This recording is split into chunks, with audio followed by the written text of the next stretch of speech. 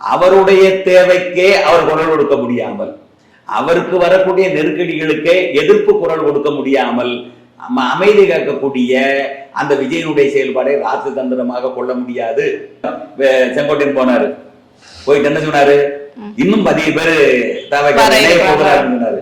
ஒருத்தம் கூட இல்லையே, முழுக்க முழுக்க திமுக 1-2 போனவங்க கூட திமுக தானே போறாங்க. அப்ப இதை எப்படி நம்ம பாக்குறது? அப்ப செங்கோட்டையன் அங்க இருந்து தடுமாறிக்கிட்டு இருக்காரு. தெரியாம வந்துட்டோமோ, தப்பான முடிவெடுத்துட்டோமோ நினைக்கிறாரு. ஏன்னா அவரால் நினைச்ச நேரத்தில் விஜய்கிட்டே பேச முடியாது. உட்கார்ந்து 1 to 1 உட்கார்ந்து கலந்து பேசுற அளவுக்கு கூட அங்க இடம் கிடையாது, ஸ்பேஸ் இல்ல. ஏன்னா அந்த அளவுக்கு அவரை தனிமைப்படுத்தி வைத்துக் கொண்டிருக்கிறார்கள்.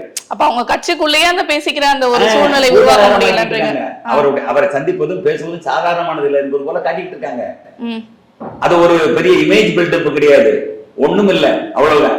இன்னொன்னு, இப்ப ஞான ஆரோக்கியசாமி தான் எல்லாத்துக்கும் முகம் கொடுக்கிறாருங்கிற மாதிரி பேச்சு இருக்கு. ஏனென்றால் அவருக்கு ஒரு கிறிஸ்தவ பின்னணியோடு வந்ததுனால பிஜேபி மீது மிகப்பெரிய ஒரு வன்மம் இருக்கும், எதிர்ப்பு இருக்கும். அத தான் முடியாதுங்கிறதுனால விஜய் வச்சு என்ன செய்யறாரு, அரசியல் ரீதியாக முடிக்கலாம்ங்கிற ஒரு மனக்கணக்கு போட்டிருப்பாரு.